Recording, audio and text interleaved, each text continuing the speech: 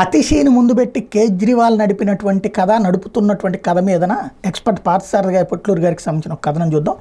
ఢిల్లీ కొత్త ముఖ్యమంత్రి అతీష్ మర్గేనా సింగ్ కేజ్రీవాల్ తిహార్ జైలు నుండి కండిషన్ బెయిల్ మీద బయటికి రాగానే 2 రోజుల్లో రాజీనామా చేస్తానని ప్రకటించాడు. అన్నట్టుగానే రాజీనామా చేయకముందే ముఖ్యమంత్రి పేరు ప్రకటించేశాడు. అతీష్ మర్లేనా సింగ్ తదుపరి ముఖ్యమంత్రి అని ప్రకటించాడు కేజ్రీవాల్. అయితే అందరూ ఊహించినట్టు తన భార్య సునీత కేజ్రీవాల్ కాకుండా అతిషి మర్లేనా సింగ్ని పేరు ప్రకటించి బీజేపీకి షాక్ ఇచ్చాడు.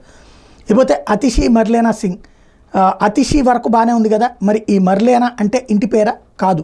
మర్లేనాలో మార్ అంటే మార్క్స్లోని మొదటి 3 అక్షరాలు, అలాగే లెన్ అంటే లెనిన్లోని 3 అక్షరాలు తీసుకుని స్త్రీ కాబట్టి లెన్కి ఏ చేర్చాడు.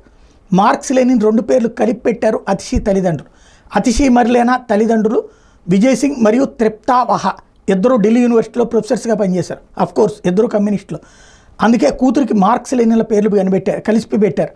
విజయ్ సింగ్ త్రిప్తా వహాలు ఇద్దరూ కలిసి అఫ్జల్ గురు మరణశిక్ష మీద మెర్సీ పిటిషన్లు వేశారు పలుమార్లు. 2018లో అతిషి మర్లేనా తన పేరులోని మర్లేనాని దాచిపెట్టి కేవలం అతిషి అనే దాన్ని వాడుకలోకి తెచ్చింది. కానీ మీడియా అతిషి మర్లేనాని ప్రచారం చేస్తూ వచ్చింది. మర్లేనా అంటే తన కమ్యూనిస్ట్ బ్యాక్గ్రౌండ్ని తెలియజేస్తుందనే భయం ఉంది అతిషికి. మరో ముఖ్య విషయం ఏంటంటే అతిషి మర్లేనా ఆక్స్ఫర్డ్ యూనివర్సిటీ నుంచి మాస్టర్స్ డిగ్రీ తీసుకుంది.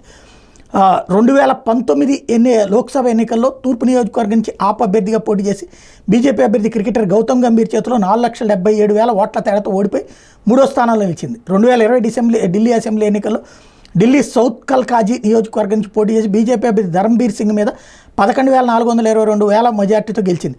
అతిషి మర్లేనా ఢిల్లీ ముఖ్యమంత్రిగా కేజ్రీవాల్ ప్రకటించగానే కేజ్రీవాల్ని తీవ్రంగా వ్యతిరేకించే స్వాతి మలివాల్ తన ట్విట్టర్ అకౌంట్లో ట్వీట్ చేస్తూ అతిషి మర్లేనాకి భారత వ్యతిరేక శక్తులతో దగ్గర సంబంధాలు ఉన్నాయని ఆరోపించింది. ఢిల్లీ ప్రజలు గత లోక్సభ ఎన్నికల్లో ఢిల్లీలోని మొత్తం 7 స్థానాల్లో బీజేపీని గెలిపించారు. అదే అసెంబ్లీ ఎన్నికలకు వచ్చేసరికి ఆప్ కోట్లు వేస్తూ వస్తున్నారు. సో 2025 ఫిబ్రవరిలో ఢిల్లీ అసెంబ్లీ ఎన్నికలు ఉన్నాయి. అంటే 5 నెలల్లో ఎన్నికలు జరగబోతున్నాయి. కానీ నవంబర్లో అసెంబ్లీ ఎన్నికలు జరగాలని కేజ్రీవాల్ ఆలోచన. అతిషి మర్లేనాని ముఖ్యమంత్రిని చేసి 4 రోజుల్లోపు అసెంబ్లీని రద్దు చేసి 2025 ఫిబ్రవరి వరకు ఆకుండా 2024లోనే ఎన్నికలకు వెళ్ళి తన అరెస్ట్ అక్రమాన్ని రుజువు చేయాలని కేజ్రీవాల్ ప్లాన్. కానీ అమిత్ షాజీ ప్లాన్ వేరే ఉండొచ్చు. అదేంటో అసెంబ్లీ రద్దు తర్వాత తెలుస్తుంది. అసలు కేజ్రీవాల్ కనుక రాజీనామా డ్రామా ఆడకపోయి ఉంటే అసెంబ్లీ దానంతా అదే రద్దయిపోయి ఉండేది. కోర్టు షరతులతో కూడిన బెయిల్ ఇచ్చింది. సుప్రీంకోర్టు కేజ్రీవాల్కి షరతులతో కూడిన బెయిలే ఇచ్చింది. సెక్రటేరియట్కి కానీ ముఖ్యమంత్రి కార్యాలయానికి కానీ వెళ్ళకూడదు, ఎలాంటి అధికారిక ఫైల్స్ మీద సంతకాలు చేయకూడదు. మరి ఇంక ముఖ్యమంత్రి పదవిలో ఉండి ఏం చేయడానికి? కేజ్రీవాల్ ఇప్పటికీ అక్రమ మద్యం పాలసీ కేసులో నిందితుడే, కోర్టు నిర్దోషిగా విడుదల చేయలేదు.